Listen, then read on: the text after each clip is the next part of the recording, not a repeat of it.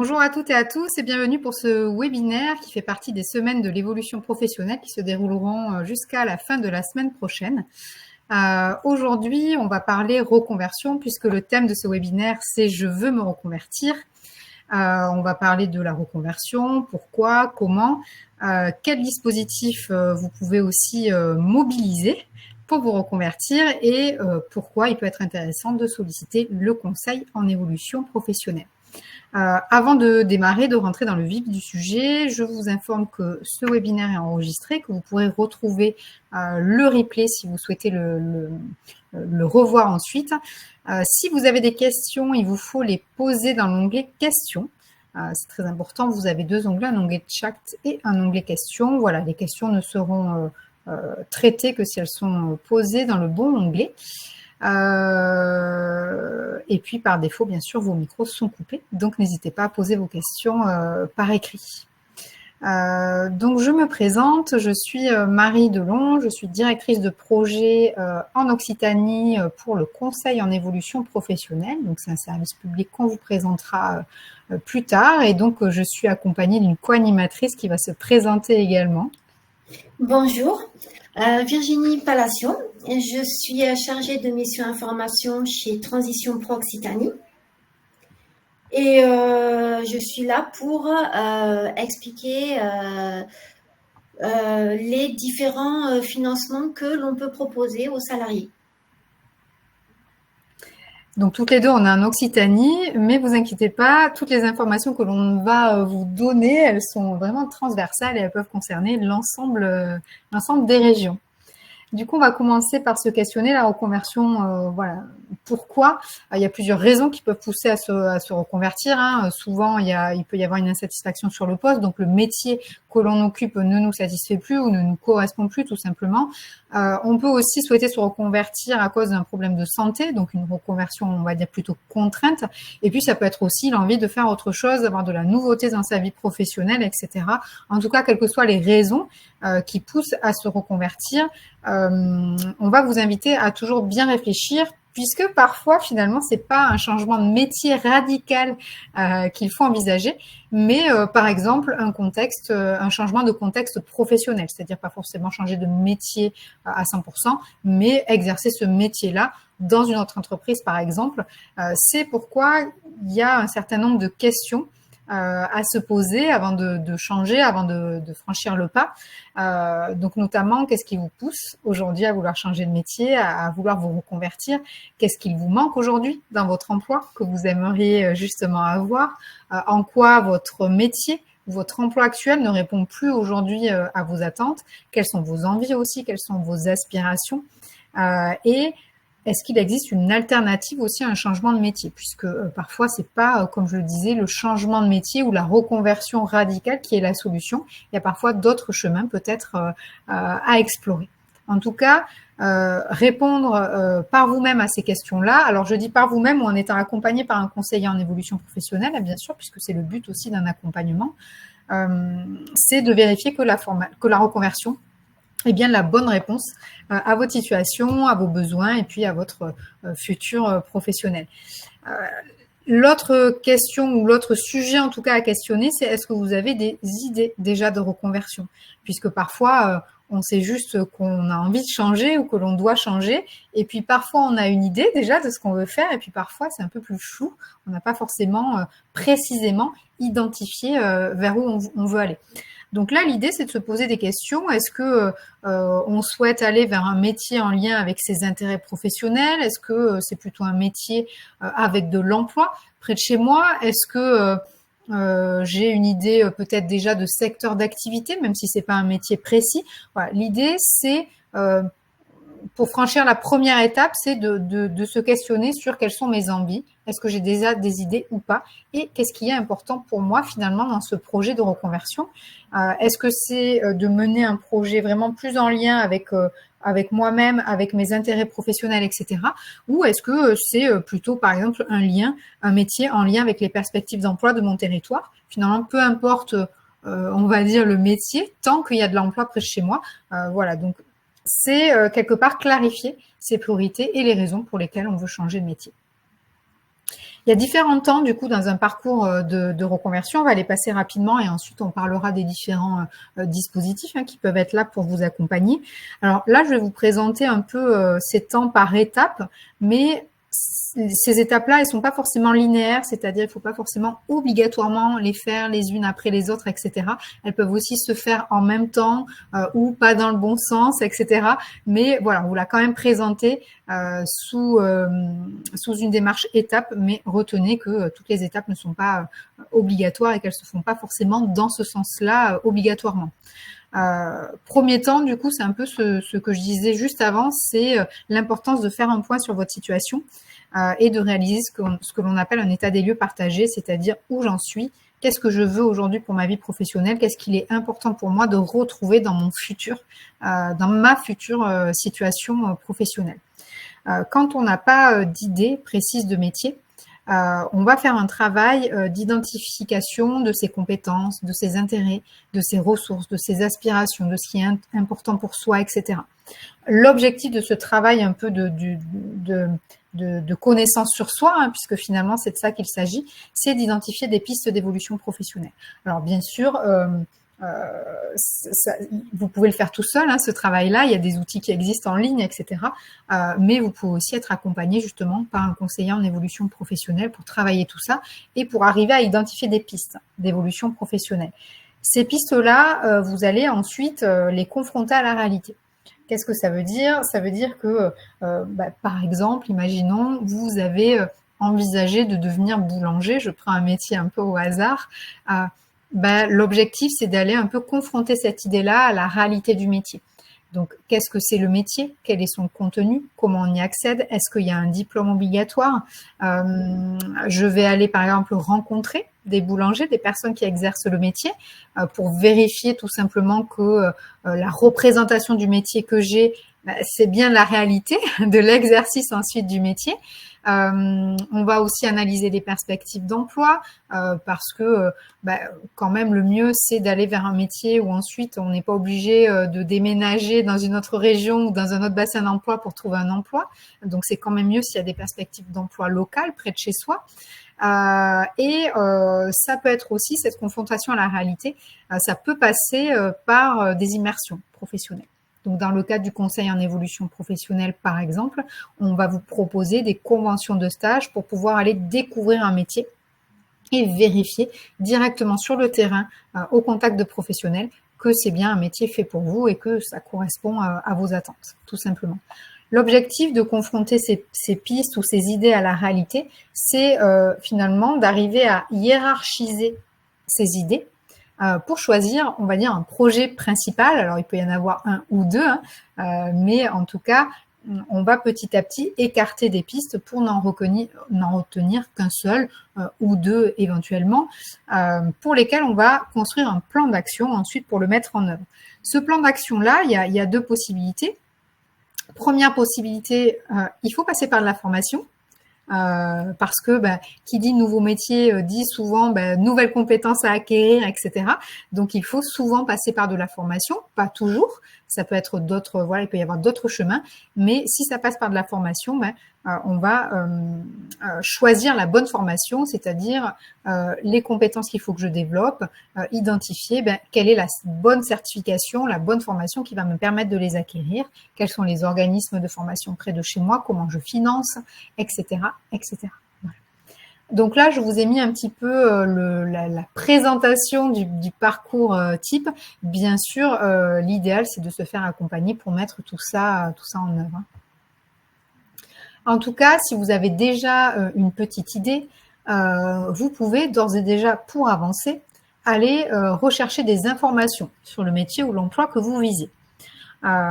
L'objectif, c'est de recueillir des informations sur les missions principales du métier, les conditions de travail, quels sont les horaires par exemple, est-ce qu'il y a des contraintes particulières, comment on accède à ce métier-là, est-ce qu'il y a un diplôme indispensable, est-ce que le diplôme est toujours vraiment obligatoire, quelles sont les conditions d'emploi dans le sens où quel est le salaire moyen, est-ce qu'on embauche plutôt en CDI, plutôt en CDD, etc., etc. Donc ça vous permet déjà de vérifier que vous souhaitez toujours vous lancer là-dedans. Et puis, ce qu'on va vous inviter à faire, si vous avez déjà une idée, c'est de rencontrer des professionnels qui exercent ce métier. Pour ça, vous avez un site qui existe, c'est le site de l'Immersion Facile. L'Immersion Facile, c'est un site du gouvernement et ça vous permet d'avoir accès à une liste d'entreprises qui acceptent des personnes en immersion pour découvrir justement les métiers. Là, vous avez aussi plusieurs sites qui peuvent vous permettre d'aller recueillir des informations sur les métiers. Alors, le support, on ne va pas pouvoir vous l'envoyer. Par contre, on a quelqu'un qui vous met les liens directement dans l'onglet chat, de façon à ce que vous puissiez justement récupérer ces liens-là. Première source d'information, c'est la Grande Bibliothèque de France Compétences. C'est un site où vous pourrez retrouver par métier ou par secteur d'activité toutes les informations sur le métier. Alors, le contenu métier, mais surtout les perspectives d'emploi. Par exemple, est-ce qu'il y a des perspectives de recrutement, etc. Vous pouvez aussi aller consulter les fiches métiers de Pôle emploi sur le site Métiescope. Là aussi, ça peut vous permettre d'avoir un peu plus d'informations sur les métiers. Et ensuite, il y a d'autres sites, le site de l'UNICEF et le site d'Olesio, par exemple, sont deux sites sur lesquels vous avez des fiches métiers, des vidéos, etc. Donc ça, c'est si vous avez déjà une idée. Et bien sûr, si vous avez déjà une idée, vous allez pouvoir aussi regarder s'il y a des perspectives d'emploi. Parce que ça, c'est des questions aussi à se poser. S'il n'y a pas d'emploi autour de chez vous, c'est est-ce que vous êtes assez motivé par votre projet pour éventuellement être prêt à déménager pour trouver un nouvel emploi. Ça, c'est des questions importantes à se poser avant même d'engager toute démarche de reconversion. Donc là, pour analyser un peu le marché du travail, on se base sur le nombre d'employeurs potentiels sur votre zone de mobilité. Voilà, vous voulez devenir boulanger, par exemple, vous ne souhaitez pas de suite être à votre compte. L'objectif, c'est de regarder combien il y a de boulangeries près de chez vous qui potentiellement peuvent embaucher des boulangers, par exemple. Ça va pas être les mêmes perspectives si dans votre zone de mobilité, vous avez que 2 boulangeries ou si vous en avez 80, par exemple, si vous habitez dans une grande ville et que vous êtes prêt à faire un peu de route. Voilà. Ce qu'on peut aussi regarder, c'est le nombre d'offres d'emploi, c'est-à-dire tout simplement, on va taper boulanger dans les offres d'emploi de Pôle emploi et de voir le nombre d'offres, ça peut vous donner une idée des perspectives d'emploi, ça peut aussi vous donner une idée des critères de recrutement des entreprises. Donc ça, c'est vraiment pas mal. Sachant que, attention, tous les recrutements ne passent pas par une offre d'emploi. Donc, c'est pas parce qu'il n'y a pas d'offre d'emploi qu'il n'y a pas du tout de perspective d'embauche. Voilà. Il y a aussi beaucoup d'employeurs qui recrutent par le bouche à oreille, par les candidatures spontanées et qui ne vont pas forcément jusqu'à déposer une offre d'emploi. Donc ça, c'est important de l'avoir en tête. En tout cas, vous avez plusieurs outils, pareil, pour aller continuer à creuser et à explorer l'idée que vous avez. Vous avez un outil de Pôle emploi qui s'appelle Mon marché du travail, un outil de Pôle emploi qui s'appelle Data emploi. Chaque année, Pôle emploi fait également une enquête sur les besoins en main-d'œuvre que vous pouvez aller consulter. Voilà. Donc, on vous met les liens dans le chat pour que vous puissiez enregistrer les liens de votre côté. Si vous n'avez pas encore d'idée, c'est là où il y a tout intérêt à vous faire accompagner. Donc, en gros, vous avez aujourd'hui 2 prestations de services qui existent. Le conseil en évolution professionnelle, que je vais détailler un peu plus tout à l'heure, qui est un service public gratuit qui dure entre 6 à 8 heures en moyenne. Ça peut durer beaucoup moins si vous n'avez pas besoin d'autant de rendez-vous. Mais il existe aussi le bilan de compétences. Donc, la différence entre les deux, alors ils ont le même objectif, bilan de compétences et conseil en évolution professionnelle, c'est de vous aider à formaliser un projet d'évolution professionnelle et à le mettre en œuvre. La différence, c'est que vous le voyez, le conseil en évolution professionnelle, c'est gratuit. Le bilan de compétences, c'est une prestation payante. En revanche, c'est payant. Ça veut dire aussi que ça dure beaucoup plus longtemps, puisque, par exemple, c'est en moyenne 24 heures. Voilà, maximum, alors que le CEP, c'est beaucoup moins. Le bilan de compétences, ça va plutôt s'adresser du coup à des personnes qui n'ont pas du tout d'idée, qui veulent vraiment travailler sur une meilleure connaissance de soi, identifier ses compétences, ses intérêts, ses aspirations, sa personnalité, etc. justement pour venir identifier des idées, des pistes d'évolution professionnelle. Si vous avez déjà une idée, vous pouvez directement venir nous rencontrer dans le cadre du conseil en évolution professionnelle. Et si vous ne savez pas s'il vous faut plutôt un bilan de compétences ou plutôt un accompagnement dans le cadre du conseil en évolution professionnelle, vous pouvez quand même venir rencontrer un conseiller en évolution professionnelle, c'est gratuit et on vous aidera justement à clarifier est-ce que c'est plutôt bilan de compétences qui vous conviendrait ou pas. Et surtout, on vous aidera à identifier des centres de bilan de compétences près de chez vous, à identifier comment vous pouvez le financer, etc., etc. Je vois qu'il y a quelques questions. Est-ce qu'il y a des outils pour identifier ses intérêts professionnels? Alors, il y a des outils en ligne. Alors, chaque région a ses propres outils aussi. C'est-à-dire que moi, je connais très bien les outils de la région Occitanie. On a le Cariforef Occitanie et la région Occitanie qui ont construit de très bons outils. Qui sont accessibles gratuitement, etc., que vous pouvez utiliser tout seul. Mais les outils peuvent être différents selon les régions. Donc, c'est pour ça que je vous invite aussi à rencontrer un conseiller en évolution professionnelle parce que lui, en fait, il connaît les outils et il pourra vous les proposer. Voilà, tout simplement. Faut-il une convention particulière pour faire ces immersions? Alors oui, il faut une convention de stage. C'est ce que l'on appelle aussi les PMSMP, les périodes de mise en situation en milieu professionnel. Donc c'est vraiment une convention qui est signée par l'entreprise d'accueil, par vous et par l'opérateur CEP, ça y est, j'ai retrouvé mes mots, et qui vous permet justement d'aller dans une entreprise et surtout d'être assuré en cas d'accident dans cette entreprise-là. Voilà. C'est pour ça que souvent, quand vous voulez faire une immersion dans une entreprise, l'entreprise vous demande une convention de stage, tout simplement pour que vous soyez couvert en cas d'accident et que ce ne soit pas l'entreprise qui vous accueille qui soit responsable. Voilà. Après, il y a une question, est-ce que toutes les entreprises acceptent d'accueillir pour une immersion? Non. Voilà, donc toutes les entreprises ne sont pas forcément favorables, certaines ne connaissent pas non plus le dispositif d'immersion. C'est pour ça que vous pouvez aller d'une part sur le site Immersion Facile, parce que là, vous avez des entreprises qui se sont référencées comme accueillant des personnes en immersion. Donc, vous êtes sûr que ces entreprises-là, elles vous accueilleront. Et puis, sinon, il faut taper à la porte, tout simplement. Après, dans le cadre du conseil en évolution professionnelle, on peut vous aider à faire une lettre de motivation, à identifier des entreprises près de chez vous, etc. Peut-on recourir au conseil en évolution professionnelle plusieurs fois ou est-ce une seule occurrence? Alors, on y reviendra tout à l'heure quand on en parlera plus en détail, mais le CEP, c'est tout au long de sa vie professionnelle, autant de fois que vous en avez besoin. C'est un service public. Donc, du coup, vous le sollicitez quand vous en avez besoin et autant de fois que de besoin, justement. Voilà. On en reparlera, je vois qu'il y a des questions sur le CEP, mais on en reparlera juste à la fin quand ça sera le bon moment, comme ça on passe sur les dispositifs. Hop.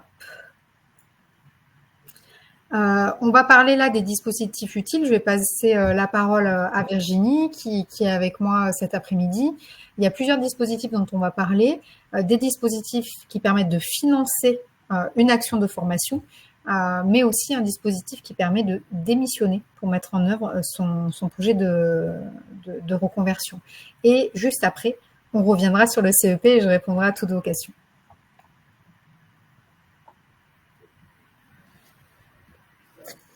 Oui, donc bonjour. Donc le dispositif PTP, projet de transition professionnelle, c'est un dispositif qui s'adresse aux salariés du secteur privé et qui leur permet de suivre une formation pendant ou hors temps de travail au vu d'un changement de métier, sous certaines réserves.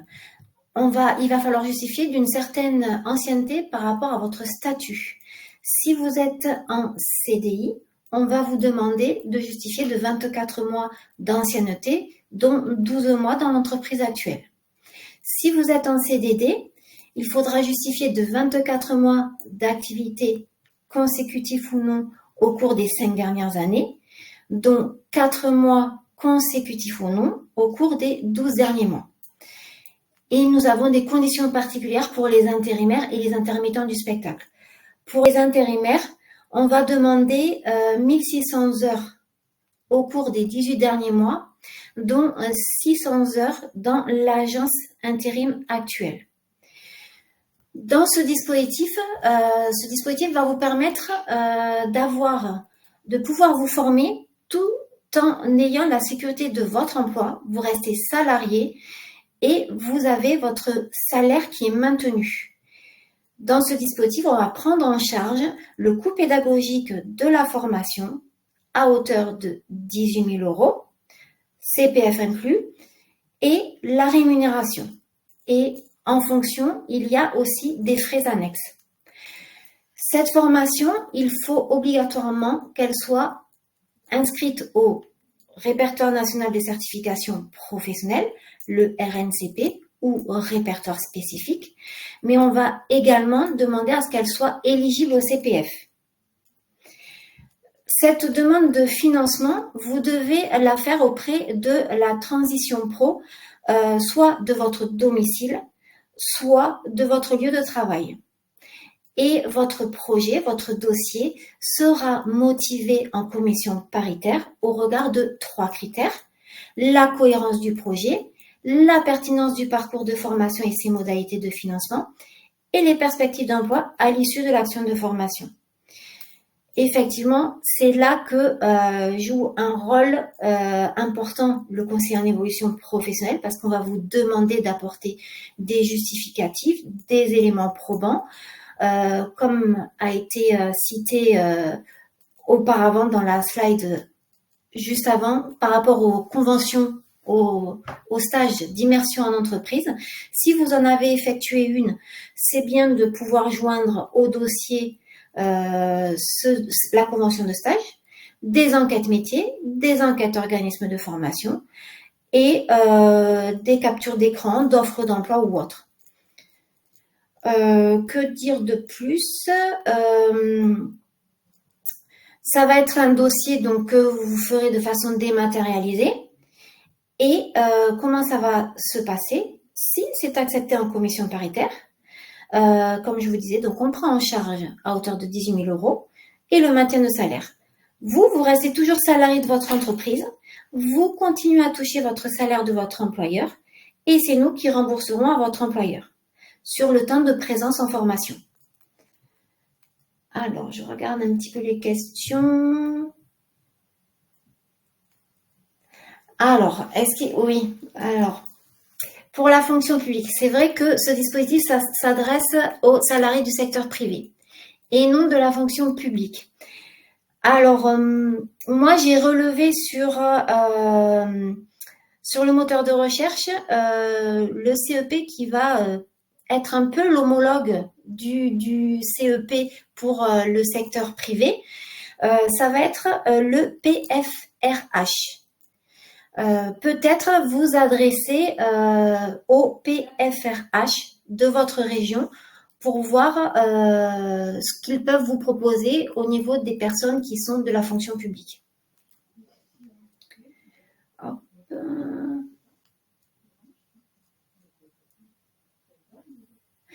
Alors, pour les CDD, en fait, ça va dépendre. Si vous, au moment de l'entrée en formation, vous n'êtes plus en contrat, c'est Transition Pro qui va prendre le relais. Entre guillemets, ça va être Transition Pro qui va être votre employeur. Donc, nous, on va vous maintenir le salaire pour les CDD. Si votre CDD continue pendant la formation, vous passerez par un procédé comme si vous étiez en CDI, mais le maintien de salaire sera toujours là.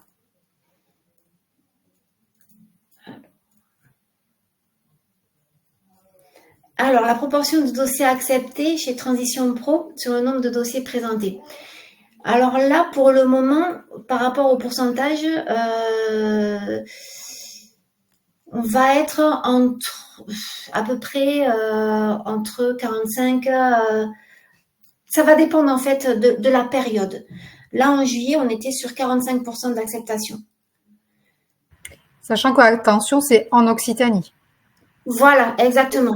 Ça dépend aussi de l'association de Transition Pro de votre région. Toutes les tous les transitions pro n'ont pas forcément les mêmes taux d'acceptation ni les mêmes critères ensuite. Voilà. Alors, donc, il y a beaucoup de questions. Est-ce qu'il y a une limite au maintien de salaire? Si vous percevez un salaire inférieur à 2 fois le SMIC brut, votre salaire sera maintenu à 100% tout au long de la formation. Si c'est 2 fois le SMIC ou supérieur à 2 fois le SMIC, vous aurez une prise en charge entre 5 à 10%.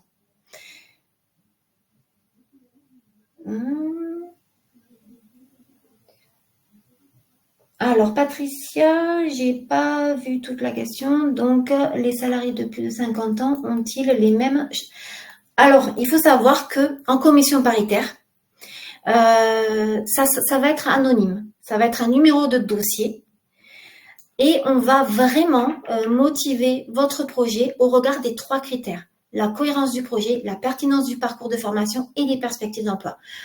En aucun cas, on ne connaît le sexe ou l'âge de la personne. Donc, à n'importe quel âge, vous pouvez faire une reconversion professionnelle et vous pouvez demander un financement pour cette reconversion. Le motif d'absence, effectivement, nous, on a des modèles. Vous allez faire en fait un motif d'absence pour une formation. Vous allez envoyer une demande d'autorisation d'absence à votre employeur pour qu'il vous autorise à vous absenter pour suivre une formation. Je me permets de compléter parce que cette notion de demande d'autorisation d'absence, elle est vraiment importante. Puisque si la formation se déroule sur le temps de travail, il vous faut obligatoirement obtenir l'autorisation de votre employeur pour vous absenter pour suivre la formation. Donc, il y a des modèles qui existent, soit mis à disposition par Transition Pro, soit dans le cadre du conseil en évolution professionnelle.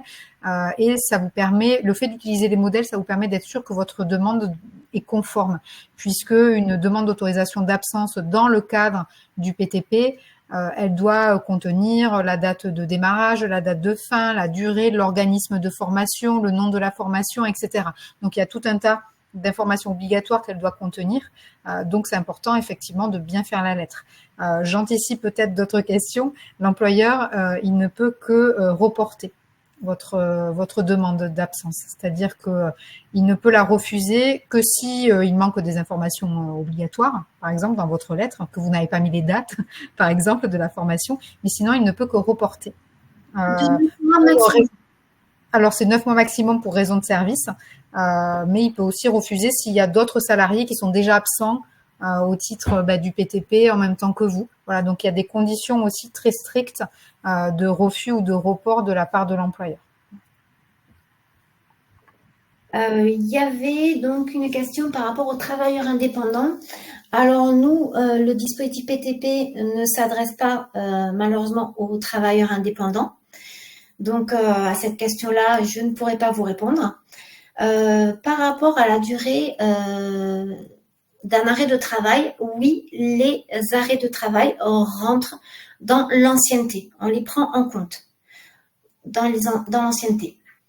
L'employeur, effectivement, peut refuser, donc comme l'expliquait Marie, donc l'employeur peut vous refuser une fois de 9 mois maximum votre demande d'autorisation d'absence si effectivement votre absence peut nuire au bon fonctionnement de l'entreprise ou si d'autres salariés sont en absence pour motif de PTP simultanément ou en même temps en fonction d'un certain pourcentage.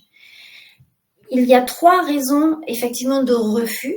Ces 3 raisons, ça va être si vous ne respectez pas les conditions d'ancienneté en fonction des statuts, CDI, CDD, intérimaire. Si vous n'avez pas rempli les informations obligatoires, comme le précisait Marie, la date de formation, la date d'entrée en formation, ça peut être un motif de refus. Et peut être aussi un motif de refus, je me suis perdue dans mes explications. Donc, là, le délai de prévenance. vous avez un délai de prévenance pour envoyer la demande d'autorisation d'absence.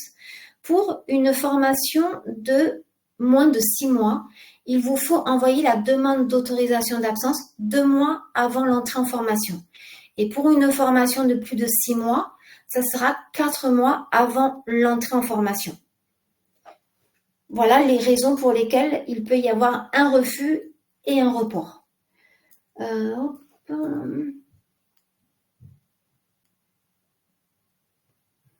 Alors, pour le secteur public, ben, je ne pourrais pas répondre à ces questions.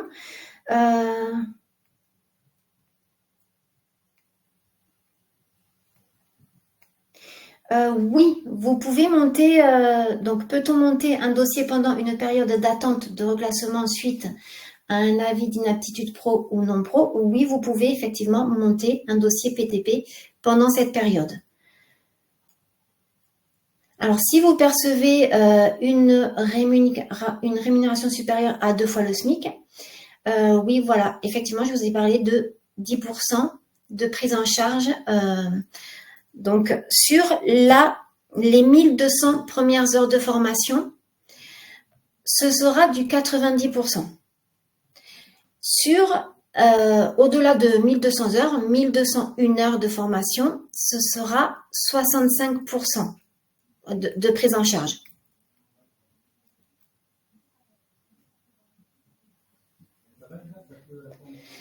Pour avoir plus d'informations par rapport à cette prise en charge en fonction de si vous touchez plus de 2 fois le SMIC ou moins, je vous invite à aller sur le site de Transition Pro pour aller voir un peu plus dans le détail la prise en charge de la rémunération.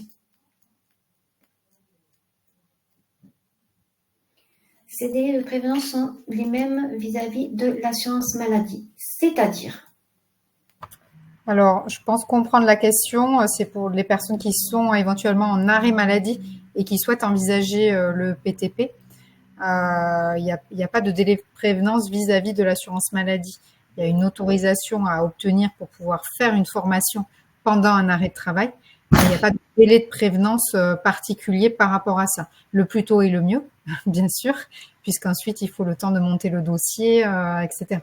Voilà, mais il n'y a pas de délai de prévenance particulier vis-à-vis de l'assurance maladie. Mais par contre, effectivement, si vous êtes en arrêt, il vous faut obtenir l'accord du service social de l'assurance maladie pour pouvoir suivre une formation et même pour un bilan de compétences, par exemple, c'est le cas, pour pouvoir faire une action en fait de formation pendant votre arrêt. Et petite précision aussi, si dans les 12 mois, parce que nous, on va se référer par rapport à la rémunération, on va faire une moyenne sur vos 12 derniers bulletins de salaire.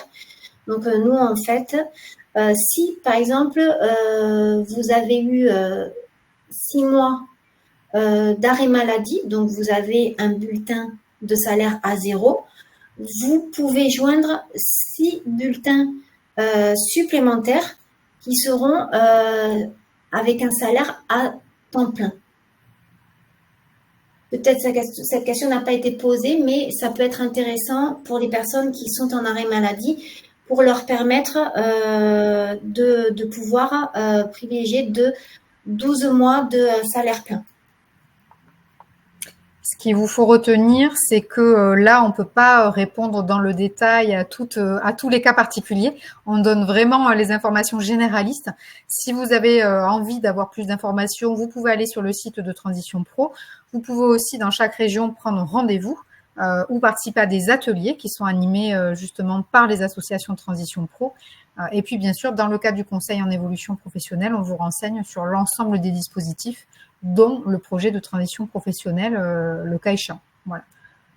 Donc là, je pense que vu que le temps s'écoule, on peut passer à l'autre dispositif qui est géré par Transition Pro. Mais n'hésitez pas, voilà, si vous avez des questions complémentaires, consultez les sites de Transition Pro ou prenez un rendez-vous directement avec Transition Pro ou avec le conseil en évolution professionnelle.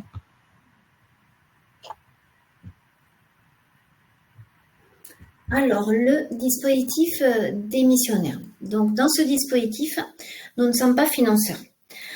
on va simplement valider le caractère réel et sérieux de votre projet pour qu'à l'issue de la démission, sous certaines conditions, vous ayez droit aux allocations retour à l'emploi. Ces conditions, c'est il faut que vous ayez donc, que vous soyez en CDI dans le secteur privé et que vous ayez 5 ans d'activité salariée en continu. C'est aussi, il faut que vous ayez un projet de reconversion avec un projet de formation, certifiant ou non, ou alors un projet de création en reprise d'entreprise. Ça, ce sont vraiment les conditions pour monter un dossier démissionnaire. Vous avez plusieurs étapes dans ce dispositif. La première étape, c'est de vérifier vos 5 ans d'activité salariée en continu. Quand j'entends 5 ans d'activité salariée en continu, entre 2 contrats, il ne faut pas qu'il y ait plus de 2 jours d'interruption. Donc, pour aller vérifier les 5 ans d'activité salariée en continu, vous pouvez vous rendre sur le site démissionreconversion.gouv.fr. Vous faites la simulation et là, on vous dira si vous remplissez bien ces 5 ans d'activité salariée en continu. La deuxième étape, ça sera de prendre un rendez-vous, ça c'est obligatoire dans le démissionnaire, de prendre un rendez-vous avec un conseiller en évolution professionnelle pour sécuriser votre projet avant la démission. La troisième étape, ça sera de déposer votre dossier auprès de la transition pro de votre région pour faire valider donc le caractère réel et sérieux de votre projet. Une fois le caractère réel et sérieux validé en commission paritaire, à réception de la notification de décision, vous aurez 6 mois pour vous inscrire en tant que demandeur d'emploi et demander vos allocations retour à l'emploi. Et ensuite, mettre en œuvre votre projet en tant que demandeur d'emploi indemnisé. Attention, petite précision, il ne faut pas que la formation ou la création ou reprise d'entreprise soit faite avant la commission paritaire. Et on va vous déconseiller de démissionner avant la décision de la commission paritaire. Parce que si vous aviez un refus, vous n'auriez pas le droit aux allocations retour à l'emploi. Alors,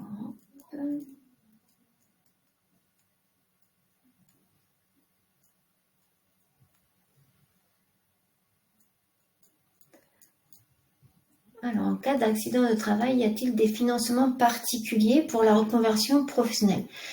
Mais c'est un peu le même procédé parce que l'accident de travail, vous êtes toujours salarié, donc vous pouvez effectivement vous reconvertir et passer par un dispositif PTP et demander le financement et le maintien de salaire. Alors, il y a quand même d'autres dispositifs qui existent que le PTP. D'où l'importance aussi de rencontrer un conseiller en évolution professionnelle, parce qu'effectivement, en cas d'accident du travail, notamment si ça a donné lieu à un taux d'incapacité permanente de moins 10%, il y a d'autres dispositifs qui peuvent exister dont vous pouvez bénéficier pour vous reconvertir. Voilà. Là, c'est vrai qu'on parle que du PTP, mais voilà, il y a d'autres dispositifs aussi qui existent. Après, une petite question, y a-t-il des exceptions à cette condition des 5 ans, notamment pour des questions de santé? Là, il faut vraiment voir avec le simulateur, mais il faut savoir que dans les 5 ans, les arrêts maladie, les congés parentaux sont pris en compte dans les 5 ans d'activité. Mais faites la simulation pour être vraiment sûr que vous avez bien ces 5 ans d'activité salariée en continu. Si vous les avez, vous aurez l'attestation. Si vous ne les avez pas, de toute manière, vous ne pourrez pas aller plus loin dans la simulation. Oui, vous pouvez. Alors, peut-on bénéficier du dispositif démissionnaire juste après le PTP? Oui, en fonction de votre projet. Alors, ça peut être si vous avez par exemple eu un refus par rapport au PTP, vous pouvez effectivement passer par un démissionnaire. Ou alors, vous pouvez avoir eu un accord, un financement PTP pour une formation. Et à la fin de la formation, si vous souhaitez créer une entreprise et que vous souhaitez démissionner, vous pouvez effectivement ouvrir un PRP, un démissionnaire. Alors pour l'accident de travail, j'ai expliqué que c'est la même démarche en fait. Et moi, je complétais en disant qu'il y a d'autres dispositifs que le PTP qui existent, et donc que le mieux, c'est de passer par là, on peut pas tout présenter. Donc le mieux, c'est de rencontrer un conseiller en évolution professionnelle pour faire le point justement sur tous les dispositifs possibles par rapport à votre situation et par rapport à votre projet. Alors, pour la prise en charge Pôle emploi, y a-t-il des délais contraints entre l'accord de la commission et la date de démission? Non. À partir du moment où on a validé le caractère réel et sérieux du projet, à réception de la notification de décision, le Pôle emploi ne peut pas déroger à la décision de la commission paritaire. Ce dispositif vous permet en fait de ne pas avoir ce fameux délai de carence. Vous avez le droit aux allocations dès le premier mois. Alors attention quand même, parce que l'attestation de la commission qui atteste le caractère réel et sérieux, il y a une durée de validité.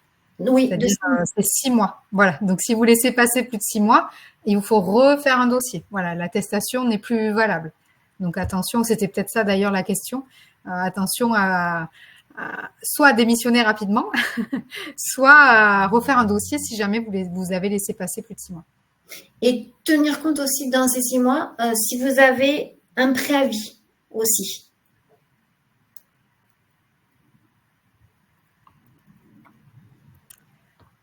On va passer du coup au dispositif suivant pour avoir le temps de parler du conseil en évolution professionnelle à la fin, puisqu'il y a quand même des questions sur le sujet. Un autre dispositif de financement qui existe, c'est le compte personnel de formation, le CPF, vous avez dû en entendre parler. C'est un compte qui est alimenté chaque année en euros.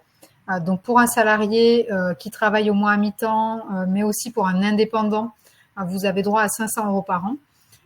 Si vous avez une obligation d'emploi travailleur handicapé ou que vous n'avez aucun diplôme, vous pouvez avoir une majoration, c'est-à-dire que votre compte il sera alimenté à 800 euros par an. Cette alimentation-là, ça vous permet du coup de financer des actions de formation également.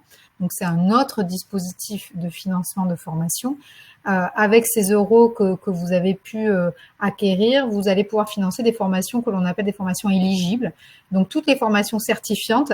Tout à l'heure, Virginie parlait du RNCP, le répertoire national des certifications professionnelles et du répertoire spécifique.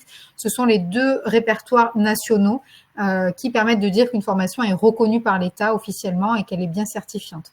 Donc, toutes ces actions-là, elles sont finançables avec les euros que vous avez sur votre compte personnel de formation, mais vous allez pouvoir aussi financer une démarche de VAE, de validation des acquis de l'expérience, c'est-à-dire obtenir un diplôme sans passer par la formation, si vous avez l'expérience qui va bien, qui correspond.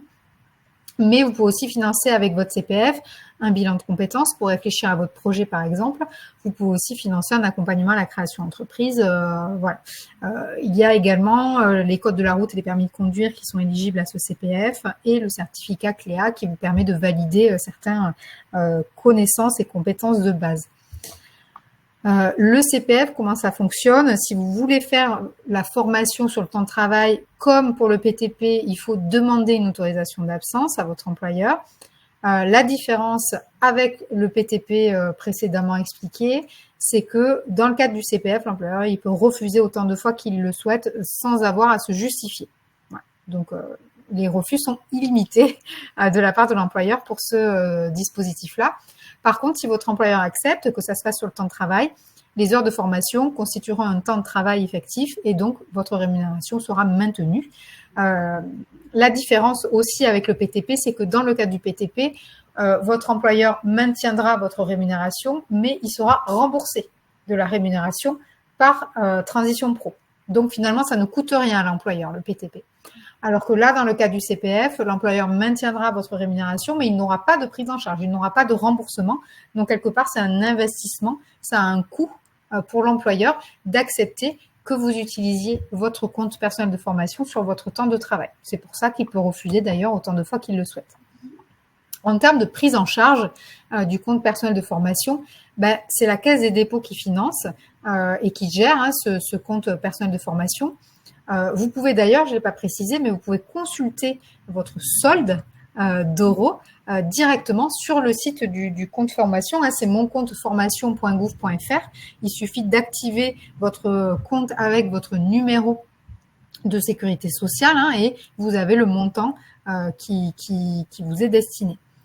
En tout cas, le financement, c'est uniquement le coût pédagogique de la formation. Donc, je l'ai dit, pas de salaire remboursé à l'employeur, pas de frais annexes, non plus de déplacement, repas, etc. C'est uniquement le coût pédagogique de la formation et à hauteur des euros que vous avez acquis sur votre compte.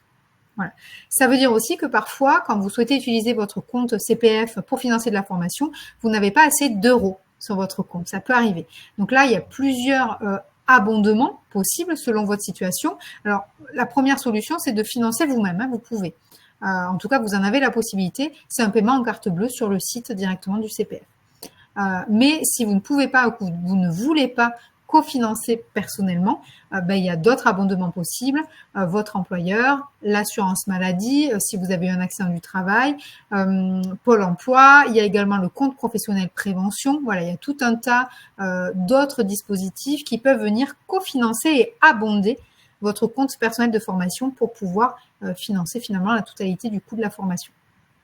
Ce qu'il vous faut retenir aussi, c'est que finalement, là, on vous présente plusieurs dispositifs, mais le mieux, c'est quand même de rencontrer un conseiller en évolution professionnelle parce que avec lui, en fait, vous allez voir en fonction de votre projet, de votre situation, de vos priorités, quel est le dispositif le plus adapté. Voilà. Quel est celui qui présente le plus d'avantages ou le moins d'inconvénients pour vous aider à mettre en œuvre votre projet. Sachant qu'il en existe d'autres, là on vous en présente certains, mais il y en a quand même, il y en a d'autres qui existent. Le CPF est réservé monétairement aux salariés du privé. Oui, de toute façon, on parle que des salariés du privé dans ce webinaire-là, puisque on ne s'occupe pas des salariés du secteur public. Donc, le CPF, c'est effectivement les salariés du secteur privé, les demandeurs d'emploi qui ont travaillé aussi dans le privé. Pour les fonctionnaires, en fait, le compte, il est toujours alimenté en heures. Voilà, donc c'est un compteur sur la base d'heures de formation et non pas en euros. Donc là, on parle bien du CPF pour les salariés du secteur privé. Sur quelle base faire le choix d'un PTP ou d'un CPF? Alors là, en fait, ça va dépendre de votre situation et de votre projet. Si vous avez le CPF, on l'a vu, si c'est sur le temps de travail, votre employeur n'a pas de remboursement du salaire qu'il vous maintient. Donc, si c'est un projet qui n'a rien à voir avec votre entreprise, qui n'a rien à voir avec votre poste, votre employeur, il n'acceptera pas que ça lui coûte quelque chose, a priori. Donc, quand c'est un projet, on va dire, de mobilité vraiment en dehors de l'entreprise, le PTP, c'est souvent plus adapté parce que votre salaire est maintenu et que votre employeur, surtout, est remboursé de votre salaire. Donc, du coup, ça ne va rien lui coûter. Mais tout dépend du projet. Si la formation, elle se fait en dehors du temps de travail, une formation à distance, ou par exemple, une formation, je ne sais pas, qui se déroule 2 jours par mois pendant une année, vous pouvez le faire hors temps de travail. Et dans ce cas-là, c'est pas grave que le salaire ne soit pas pris en charge, donc vous pouvez utiliser votre CPF. Voilà, mais c'est vrai que la base de choix entre un ou un autre des dispositifs, c'est vraiment en fonction de votre situation. Du coup aussi que vous êtes prêt, vous, à y mettre, etc. Voilà, tout simplement. Un dernier dispositif qui existe, on va y passer rapidement, c'est le dispositif transition collective. Alors, c'est aussi un dispositif qui est géré par les associations Transition Pro. Ça ressemble beaucoup au PTP, dans le principe, en tout cas, puisque vous êtes salarié, vous vous absentez pour suivre une formation, mais votre contrat est maintenu, votre rémunération est maintenue. Voilà. Donc, dans le principe, ça ressemble un peu au PTP. Il y a par contre des différences, c'est-à-dire que là, ce dispositif-là, ça ne s'adresse qu'aux salariés dont l'emploi est fragilisé. C'est-à-dire, il faut que votre entreprise et identifier dans un accord notamment d'entreprise ou dans une note interne que votre emploi est fragilisé pour des raisons économiques, pour des raisons de changement de conditions d'emploi.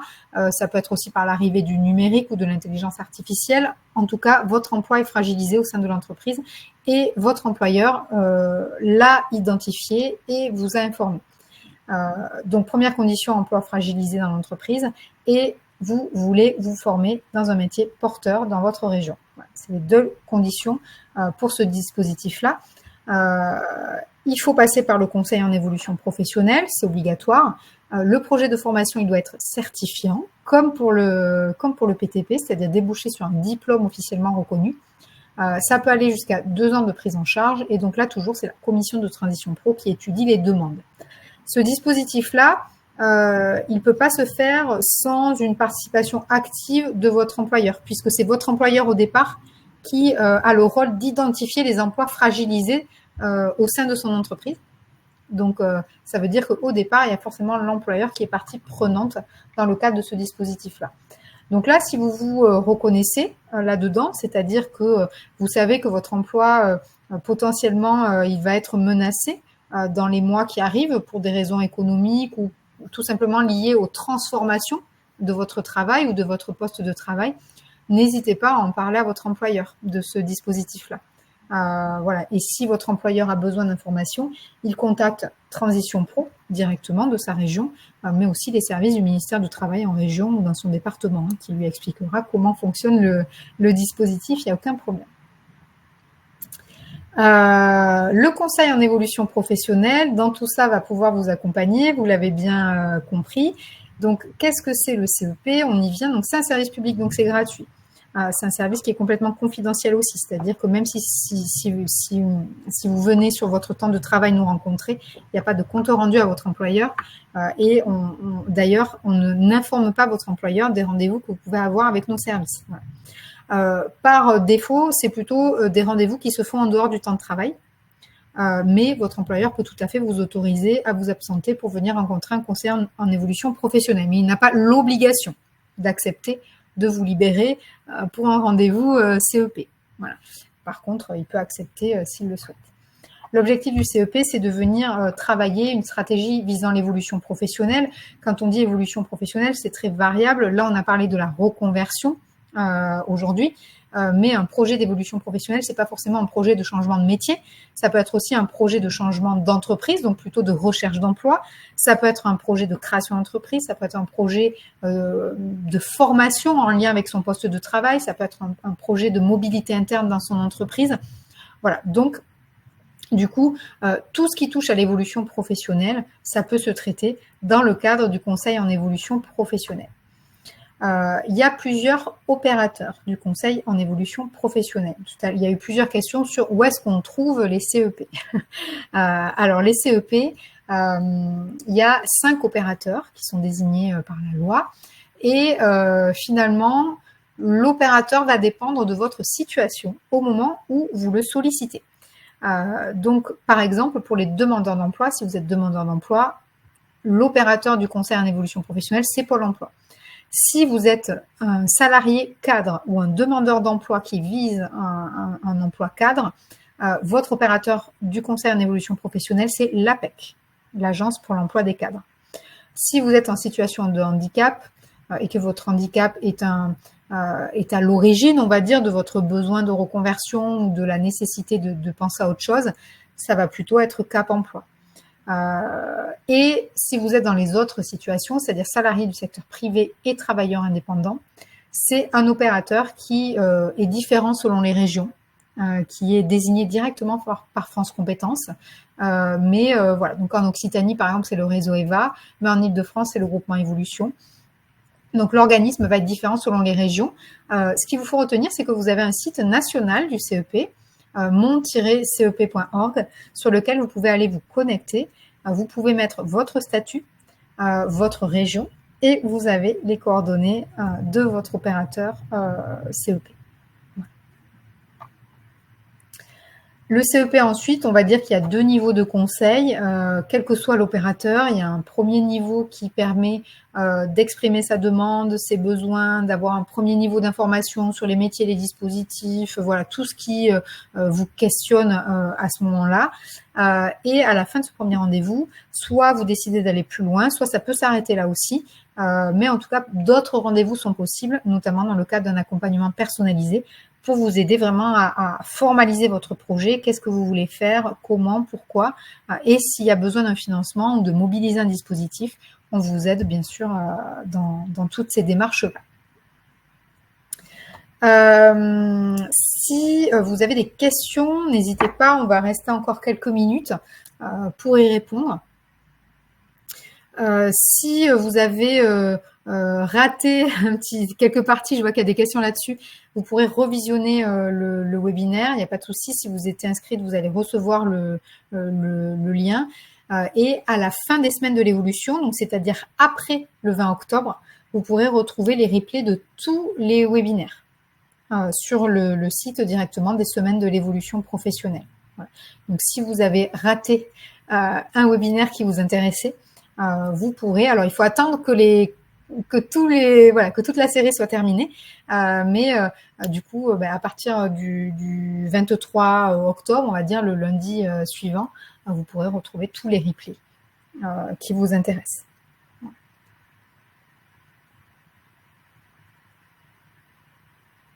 J'ai pas l'impression qu'il y ait d'autres questions, sachant que voilà, votre question, il faut bien la poser dans l'onglet questions, hein, sinon on ne la voit pas.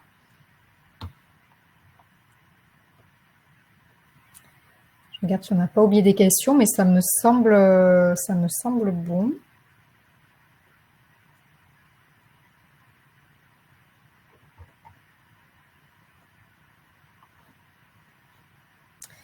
On va s'arrêter là, du coup, comme il n'y a pas d'autres questions. Merci de votre participation. Merci pour vos questions qui ont sûrement aidé d'autres participants. Merci Virginie, du coup. Avec plaisir. Merci Marie. Ah, je vois qu'il y a une dernière question. Peut-on faire un rendez-vous CEP pendant un arrêt de travail? Alors oui, c'est possible pendant un arrêt de travail. Il n'y a pas besoin d'en informer l'employeur. Et normalement, alors je dis bien normalement parce que ça dépend peut-être des régions, mais normalement, il n'y a pas besoin d'informer l'assurance maladie non plus. Voilà. Nous, en Occitanie, par exemple, on a prévu avec l'assurance maladie que les personnes puissent venir nous voir dans le cadre du conseil en évolution professionnelle sans demander l'autorisation de l'assurance maladie. Et c'est le cas dans plusieurs régions. Alors, c'est des questions auxquelles on n'a pas répondu. Là, il y en a trop, on peut pas y revenir. Je suis désolée. La première question, elle est vraiment trop loin maintenant dans les, dans les onglets. On va en rester là. Du coup, bonne fin de journée à toutes et à tous. Et puis peut-être à bientôt dans le cadre du conseil en évolution professionnelle. Merci. Bonne journée.